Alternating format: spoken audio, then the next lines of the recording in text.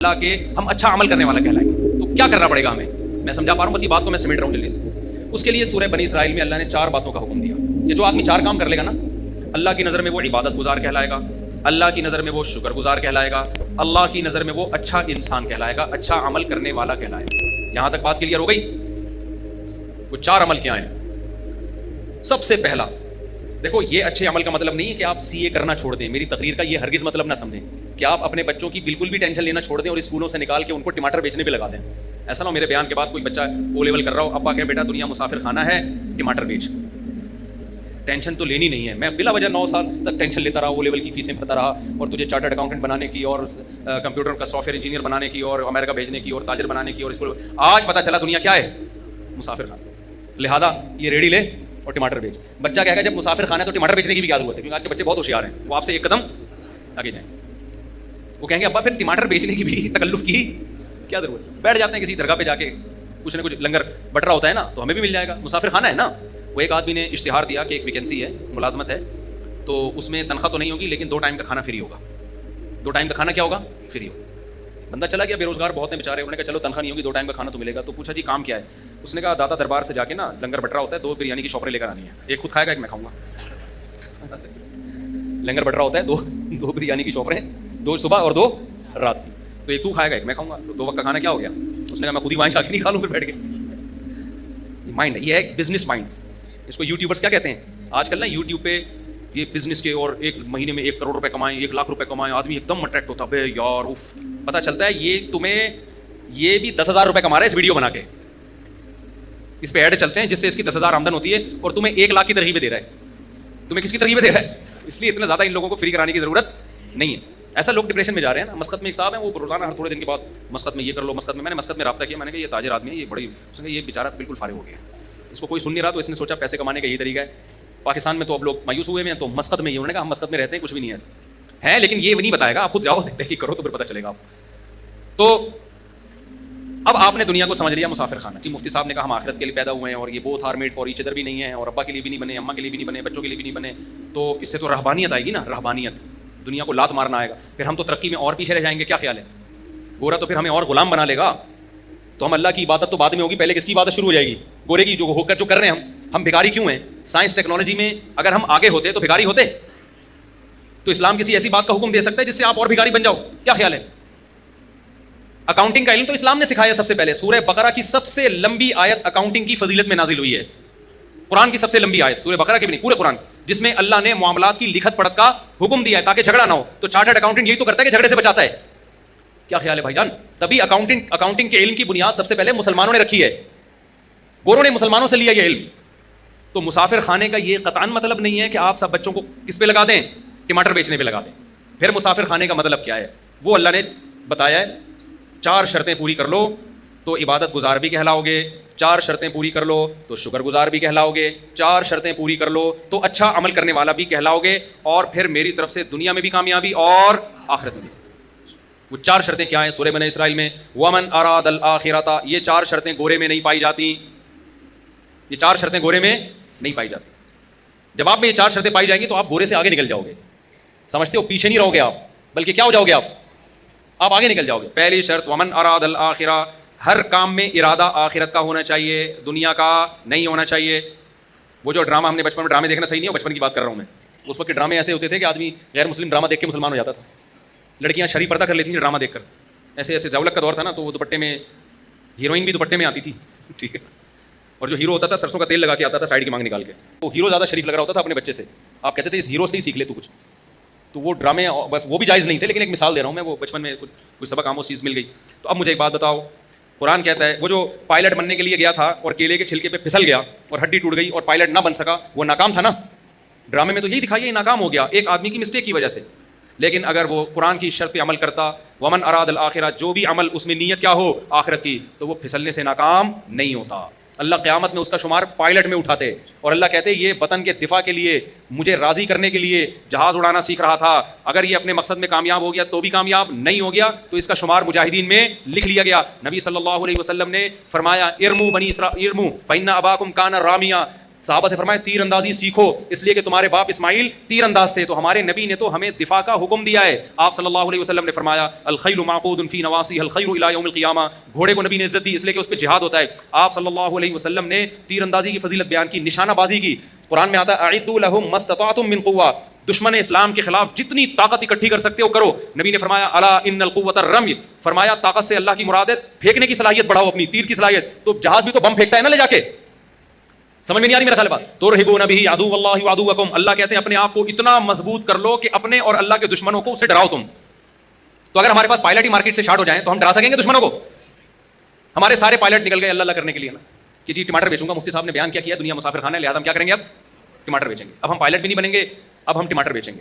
تو ہماری air force کی ایسی کی تیسی۔ اب جب انڈیا آئے گا حملہ کرنے کے لیے تو ٹماٹر پھینکیں گے نا ہم جہازوں پہ، اور ہمارے پاس تو ٹماٹر ہی ہوں گے، کیا خیال ہے؟ لہٰذا آپ پائلٹ بننے کو ہدف بناؤ بھائی، ہمیں ضرورت ہے اچھے پائلٹوں کی، راشد مہناز جیسے پائلٹوں کی۔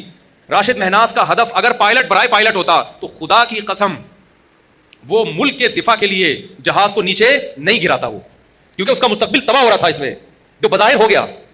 آپ نشان حیدر دو، اس سے راشد مہناز کو کیا فائدہ ہو رہا ہے؟ باقیوں کو تو موٹیویشن مل رہی ہے، لیکن راشد مہناز کو فائدہ آخرت کا ہو رہا ہے۔ اگر اس نے یہ کام کس کے لیے کیا؟ اللہ کے لیے کیا، دنیا کے لیے نہیں کیا اس نے۔ سمجھ میں آ رہی ہے بات کہ نہیں آ رہی ہے؟ یہی وجہ ہے کہ کافر میں اتنی ہمت نہیں ہوتی کہ دوسرا کوئی جاسوس اس کے جہاز میں گھس جائے اور وہ جہاز کو نیچے کی طرف موڑ دے۔ وہ کہے گا میں نے جس مقصد کے لیے پائلٹ بنا ہوں، میں نے اگر اپنے آپ کو مارنا ہی ہے تو میرا تو فیوچر تباہ، مجھے ریٹائرمنٹ پہ کیا ملے گا؟ یا تو کوئی سرفرا یہ کام کرے گا، یا پھر وہ یہ کام کرے گا جس کے نظر میں کیا ہے؟ بولو آخرت۔ تو آپ بچوں کو پائلٹ بھی بناؤ بھائی، آپ چارٹرڈ اکاؤنٹنٹ بھی بناؤ، تاکہ دھاندلی نہ ہو ملک کے اندر، تاکہ لوگ ایک دوسرے کا مال غلط حساب و کتاب کر کے کھائیں نہیں۔ تو پہلی شرط اللہ نے کیا بیان کی؟ میں جلدی جلدی بات کو سمیٹتا ہوں۔ ومن اراد الاخرہ، جو کام بھی کرنا ہے نیت کیا کرنی ہے؟ آخرت، اور اچھے سے اچھا کرنا ہے۔ سوال پیدا ہوتا ہے نا، کوئی کہے گا بھائی پھر ٹماٹر بیچنے میں بھی تو آخرت کی نیت ہو سکتی ہے؟ یقیناً ہو سکتی ہے۔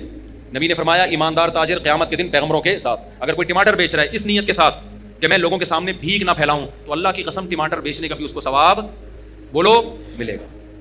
نیت کیا ہے؟ آخرت۔ پھر وہ دو نمبری نہیں کرے گا ٹماٹر بیچنے میں، پھر وہ ایسا نہیں ہوگا کہ ٹماٹر کی پیٹی میں اوپر اچھے اچھے اندر سڑے ہوئے، وہ یہ گڑبڑ نہیں کرے گا۔ لیکن پھر آپ کو موٹیویشن کیسے ملے گی؟ اس کے لیے نبی نے فرمایا المؤمن القوی خیر من المؤمن الضعیف، طاقتور مومن اللہ کو کمزور مومن سے زیادہ محبوب۔ تو طاقت جسمانی بھی ہو سکتی ہے، سائنس اور ٹیکنالوجی کی قوت بھی ہو۔ طاقت کی ڈیفینیشن یہ ہے کہ آپ وہ کچھ کر سکتے ہو جو دوسرا نہیں کر سکتا۔ تو آپ جب کسی اچھی پوسٹ پہ جاتے ہو تو آپ وہ کچھ کر سکتے ہو جو ایک عام آدمی رکشہ چلانے والا اور ٹماٹر والا نہیں کر سکتا۔ تو آپ اس نیت سے حکومت کی لگام اپنے ہاتھ میں لینے کی کوشش کرو، آپ اس نیت سے ترقی کی کوشش کرو کہ میں پاورفل مسلمان بننا چاہتا ہوں، اور ہمارے نبی کو پاورفل مسلمان وہ کمزور اور ضعیف مسلمان سے زیادہ محبوب ہے۔ اور نبی نے فرمایا مجھے نہیں بلکہ کس کو محبوب ہے؟ اللہ کو زیادہ محبوب ہے۔ بات آ رہی ہے سمجھ میں؟ دوسری شرط قرآن نے کیا بیان کی ہے؟ من اراد الاخرۃ وسعى لها سعیا، تو آپ جو کام بھی کر رہے ہو کس کے لیے کرنا ہے؟ آپ نے آخرت۔ دوسری کوشش وسعى، کوشش بھی کرے، صرف نیت کافی؟ آپ نے بیٹھ گئے کہ جی آخرت ملتی ہے محنت کرنے سے، کچھ اچھا یعنی طاقتور بنوں گا میں جناب بیوروکریسی میں جاؤں گا، میں اچھا تاجر بنوں گا، پیسہ کماؤں گا تاکہ مسلمان مضبوط ہوں، میں سائنس اور ٹیکنالوجی کے میدان میں ترقی کروں گا، صرف کس کے لیے؟ اللہ کے لیے۔ یا میں ٹماٹر ہی بیچوں گا، تجارت کروں گا، کس کے لیے؟ اللہ کے حکم کو پورا کرنے کے لیے۔ آخرت نیت ہے میری، تاکہ صدقہ کروں، بھیک نہ مانگوں۔ اب کر نہیں رہے آپ، پڑھے ہوئے امتحان آ رہے ہیں، پڑھے ہوئے آپ، جیسے ہمارے کراچی میں لوگ کیا کر رہے ہیں؟ پڑھے ہوئے ہیں نا، کیا خیال؟ ہل ہی نہیں رہے آپ۔ تو اس کا مطلب آپ نے آخرت کی نیت تو کی ہے، وسعى کا مطلب کوشش بولو نہیں کیا آپ نے، تو آپ کا شمار کامیاب لوگوں میں نہیں ہوگا۔ نیتیں کر کے پڑے رہو، ہمت نہ کرو، عمل نہ کرو، پھر کچھ نہیں ملنے والا۔ اس نیت پہ اجر ملتا ہے جس میں عمل کرنے کی کوشش کرو، عمل ہو نہ سکے، پھر اللہ اجر دے دیتا ہے۔ جیسے وہ پائلٹ جس نے کوشش کی، بیچارہ کیلے کے چھلکے سے پھسل گیا، اس کی نیت ہوگی تو اجر ملے گا، ورنہ نیت برائے نیت سے کچھ بھی حاصل نہیں ہوتا، عمل بھی کرنا پڑے گا آپ۔ تیسری شرط اللہ نے بتائی وسعى لها سعيها، کوشش بھی اخفل طریقے سے نہیں کرنی، کوشش وہ والی کرنی ہے جو اللہ نے بتائی ہے۔ آپ اللہ کو راضی کرنے کے لیے وہ کوشش کرو جو اللہ نے نہیں بتائی، اللہ نہیں مانے گا۔ آج کتنے ایکٹر ہیں، اداکار ہیں، ناچنے والی فنکارہ ہیں، ان سے پوچھا جاتا ہے کہ آپ کو یہ عزت کیسے ملی؟ کہ بس اللہ کے لیے ہم نے یعنی یہ تو اللہ کا ہم پہ بڑا فضل ہوا، ہم ڈانس کلب میں گئے، ہم نے وہاں ڈانس سیکھا، اور لوگوں کو انٹرٹین کرنے کا ہم ذریعہ، ملک کی ترقی کا ہم ذریعہ بن رہے ہیں۔ اور ایکچولی یعنی نیت ہو سکتا ہے وہ بھی آخرت کی کر رہی ہو کہ لوگ خوش ہوں گے، ڈپریشن ختم ہوگی، اور جناب لوگ ایک انٹرٹین ہوں گے اور ڈپریشن سے نجات ملے گی اور خوشیاں ملیں گی لوگوں کو ہمارے ناچ گانے دیکھ کر۔ تو یہ کوشش تو ہے، ہو سکتا ہے آپ کا جذبہ بھی اچھا ہو، مگر یہ کوشش اللہ کی بتائی ہوئی نہیں ہے، بلکہ اللہ کی طرف سے اس کوشش پر کیا ہے؟ پابندی۔ آپ نے دیکھا ایک آدمی ٹینشن کا مریض ہے, آپ نے چرس کی پڑیا پکڑا دی, اس کو ذرا سٹا لگا تو بالکل ٹھیک ہو جائے گا. ٹھیک ہو بھی گیا, آپ کی نیت بھی اچھی تھی, انسانیت کی خدمت, لیکن اس سٹے پہ آپ کو ثواب بولتے کیوں نہیں ملے. آپ سودی بینک میں جاب کرنا شروع کر دیا آپ نے, سودی بینک میں, کہ میں اپنے جو مجھے تنخواہ ملے گی میں اپنے باپ کی خدمت کروں گا, اس کو حج پہ بھیجوں گا, عمرے پہ بھیجوں گا. نیت آپ کی اچھی ہے, ثواب 2% کا آپ کو, کیونکہ حرام پیسوں سے باپ کی خدمت کا ثواب نہیں ملتا. سمجھ رہے ہو؟ آپ نے رشوت لے کے آپ نے کہا مسجد بناؤں گا, میں نے رشوت آج شراب کباب میں اڑا دی, آج مجھے اللہ نے ہدایت دی ہے میں ان رشوت کے پیسوں سے مسجد بناؤں گا. اللہ اس رشوت کے پیسوں سے مسجد کو قبول نہیں کرتے. تو کوشش وہ کرنی ہے جو اللہ نے بتائی ہے. ربیع الاول میں آپ نے کنٹینر لا کے روڈ بلاک کر دیا اور جھنڈیاں لگا کے آپ ناچ رہے ہیں ہمارے نبی کی جشن آمد رسول, لوگوں کی گاڑیاں پھنس رہی ہیں, لوگ آفس نہیں پہنچ پا رہے. اس کوشش پہ آپ کی نیت اچھی ہو سکتی ہے, ثواب آپ کو نہیں ملے گا. کیونکہ ہمارے نبی تو تہجد کے لیے اٹھتے تھے نا, تو اس کی کوشش کرتے تھے کہ گھر والوں کی آنکھ نہ کھلے گئی, وہ ڈسٹرب نہ ہو. سلام کرتے تھے رات کو اگر گھر میں آ رہے ہیں اتنی آہستہ سے کہ جو سو رہا ہے وہ اٹھے نہیں, جاگ رہا ہے وہ جواب دے دے. وہ نبی یہ کیسے برداشت کریں گے کہ میرے نام پہ پورے ملک کو آپ محرم پہ امام حسین کے نام پہ موبائل کو سارے سگنل بند ہو جائیں, لوگ ایک ٹینشن میں آ جائیں. ملیشیا سے ایک تاجر آئے, ان کی میٹنگ تھی, وہ اتفاق سے محرم میں پہنچے. وہ کہہ رہے ہیں یار ہم کراچی ایئرپورٹ پہ اترے ہوئے کسی کا کسی رابطہ ہی نہیں ہو رہا, سگنل سارے کیا ہو گئے بند. کہہ رہے ہیں یار ملیشیا میں تو یہ نہیں ہوتا. میں نے کہا یہاں تو محرم میں الگ چیزیں پروگرام چلتے ہیں, ربیع الاول میں الگ چلتے ہیں, سفر میں الگ چلتے ہیں, ہر چیز میں ایک الگ ہی. نبی نے فرمایا جو راستے سے تکلیف دہ چیز نہیں اٹھاتا وہ مومن نہیں ہے. تو جو راستے میں کنٹینر پھینک کے روڈ بلاک کرتا ہے وہ کہاں سے مومن ہو گیا؟ ایک کانٹے سے تکلیف زیادہ ہوتی ہے, ایک کنٹینر سے ہوتی ہے. ہمارے پیغمبر نے حکم دیا, بخاری مسلم کی حدیث ہے, کہ راستے میں کانٹا پڑا ہوا ہے نا, آپ گزر کے نہیں اٹھا رہے, آپ ایمان کے آخری درجے پہ بھی نہیں ہو. جو کانٹا پھینک رہا ہے وہ کیسے ہوگا؟ جو ہٹا نہیں رہا اس کو برا کہا جا رہا ہے, تو جو پھینک رہا ہے وہ کہاں سے ایمان پہ ہوگا؟ اور جو کانٹے سے بڑی چیز کنٹینر, کتنی خواتین جو پریگنٹ ہوتی ہیں جن کو ایمرجنسی ہاسپٹل میں پہنچنا ہے, وہ جلسوں میں ٹریفک میں جام. محرم کے جلسوں میں کیا ہوتا ہے, ربیع الاول کے جلسوں میں کیا ہوتا ہے؟ مذہب کے نام پہ لوگوں کو اذیت پہنچائی جاتی ہے. جب ان سے کہا جائے بھائی کس صحابہ نے ربیع الاول منایا, کسی تابعی نے بنایا, آج بھی حرم میں نہیں منایا جاتا, تو آپ کیوں وہ کر رہے ہو؟ کہہ رہے ہیں ہم نبی کی محبت میں کر رہے ہیں. آپ یقیناً محبت میں کر رہے ہو, ہم آپ کی نیت پہ شک نہیں کرتے, مگر کر وہ رہے ہو جو آپ کا نفس آپ کو کہہ رہا ہے. اللہ رسول کے بتائے ہوئے طریقے کو آپ فالو نہیں کر رہے. تو قرآن نے تیسری شرط بیان کی ہے, کوشش تمہاری گڑھی ہوئی نہیں ہونی چاہیے, کوشش وہ ہونی چاہیے جو میں نے بتائی ہے. اور آخری شرط اللہ نے بیان کی جو انتہائی اہم, وَهُوَ مُؤْمِنٌ, اللہ کہتے ہیں ایمان بھی ہونا چاہیے, توحید پرست ہونا چاہیے. مشرک کا, کافر کا کوئی نیک عمل میں قبول نہیں کروں گا. اللہ پہ, اس کے پیغمبروں پر, اس کی کتابوں پر ایمان ہوگا تو نیکی کا اجر ملے گا, ادروائز دنیا میں اجر ملے گا, آخرت میں اجر نہیں ملے گا. بات آ گئی کھوپڑی شریف, اب تو دماغ شریف کہنا چاہیے. تو یہ 4 شرطیں میرے بھائی پوری کر لو. ہم آپ کو ترقی سے منع نہیں کرتے, ہم آپ کو پڑھائی سے منع نہیں کرتے, ہم تو کہتے ہیں پڑھو. ہمارا تو ان پڑھ ہونا ہی دنیا کی بربادی کا بہت بڑا سبب ہے, لیکن کس کے لیے پڑھو؟ آخرت کے لیے پڑھو, محنت کرو. محنت 4 شرطیں آخری ریوائز کر دیتا ہوں. نمبر 1, ہر کام میں نیت آخرت. نمبر 2, کام بھی کرنا ہے, خالی نیتیں کر کے نہیں بیٹھنا. نمبر 3, کام اللہ رسول سے پوچھ کے کرنا ہے, علماء سے پوچھنا ہے کہ شرعن یہ جائز ہے بھی یا نہیں ہے. اگر فتویٰ ملے جائز ہے تو کرو, ورنہ نہیں کر سکتے آپ اس کو. نمبر 4, آپ کا ایمان بھی ہونا چاہیے اللہ پہ, اس کے رسولوں پر, اس کی کتابوں پر, ختم نبوت پہ, جو اسلام کے ضروری عقیدے ہیں جن کو ایمان مفصل, ایمان مجمل کہا جاتا ہے. اللہ کہتے ہیں جو ان عقیدوں کو نہیں مانے گا اس کا عمل قبول نہیں ہوگا. اس کا عمل راکھ کے ڈھیر کی طرح ہے, دیکھنے میں بہت لگتا ہے, پھونک مارو اڑ جائے. کیونکہ اللہ کہتے ہیں آنا میرے پاس ہے, جو مجھے مانتا ہی نہیں ہے تو اجر میں کہاں سے دوں گا اس کو. لوگ کہتے ہیں نیوٹن نے اتنی خدمت کی انسانیت کی تو کیا وہ بھی جہنم میں جائے گا؟ میں نے کہا بھائی مجھے نہیں پتا وہ کہاں جائے گا, جنت میں جائے گا یا جہنم میں جائے گا, وہ تو نیوٹن آخرت میں ملے گا تو اس سے پوچھیں گے آج کل کدھر گھوم رہے ہو بھائی تم. لیکن ایک بات ہے کہ میں نے کہا آپ کو نیوٹن سے اتنی محبت ہے کیونکہ اس کے آپ پر احسانات ہیں, اس نے بہت سارے سائنسی عقدے حل کیے, اس کی وجہ سے بہت ساری چیزیں ایجاد ہوئیں. تو اللہ قیامت میں نیوٹن سے سوال کرے گا کہ پبلک کو تیرے احسانات کی وجہ سے تجھ سے محبت تھی, تو نے مجھے بھی یاد رکھا میرے احسانات کی وجہ سے نہیں. یہ بات سمجھ میں, اللہ تو سب سے پہلے کس کے بارے میں پوچھے گا؟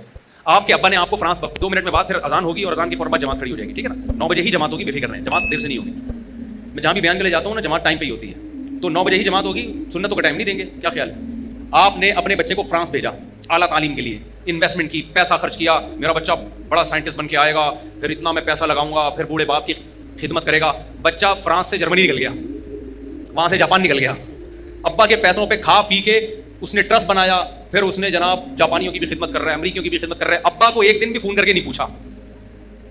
ابا بڑھاپے میں ریٹائر ہو گیا, بچے سے کہہ رہا ہے بیٹا فون ہی نہیں اٹھا رہا, انسانیت کی خدمت کر رہا ہے. تو انسان کہیں گے یہ بندہ بڑا نائس ہے یار. ابا سے جب پوچھو گے ابا کہے گا آنے تو دو, میں نے تو اس کو جائیداد سے بھی آگ کر دیا ہے اور میں اب نادرا سے بھی اس کا نام اپنے بیٹوں کی فہرست سے نکال رہا ہوں. تو بھائی ابا جب مانے گا جب تم ابا کو مانو گے. اللہ کہتا ہے جن سائنسدانوں نے انسانیت کی خدمت کی, انسان ان کو مانتے ہیں, ان کو نوبل پرائز بھی دیتے ہیں, ان کی عزت بھی ہوتی ہے, یونیورسٹی ان کو پڑھایا بھی جاتا ہے. جب آخرت میں میرے پاس آئیں گے تو سارا خرچہ تو میرا ہوا ہے نا ان کے اوپر. کیا خیال ہے خرچہ کس کا ہوا ہے؟ جب نیوٹن پیدا ہوا تھا اس کی ماں کی چھاتیوں میں دودھ کیا آئنسٹائن نے پیدا کیا تھا؟ تو خدا نے پیدا کیا تھا. نیوٹن نے خدا کا شکر کیوں؟ میں نہیں کہہ رہا نیوٹن نے شکر ادا نہیں کیا, بھائی مجھے نیوٹن کی رپورٹیں نہیں ہے, میں تو ایک مثال دے رہا ہوں. اگر ادا کیا ہے تو کامیاب ہوگا, ادا نہیں کیا تو کیا ہوگا؟ ناکام ہوگا میرے بھائی, ناکام ہوگا. اللہ کہے گا جس نے تجھے پیدا, اللہ کہے گا آسمان سے بارش ہے تو میں برساتا تھا, زمین سے تناور درخت کون اگاتا تھا, تو خالی یہ بتاتا تھا کہ یہ کیسے اگ رہا ہے.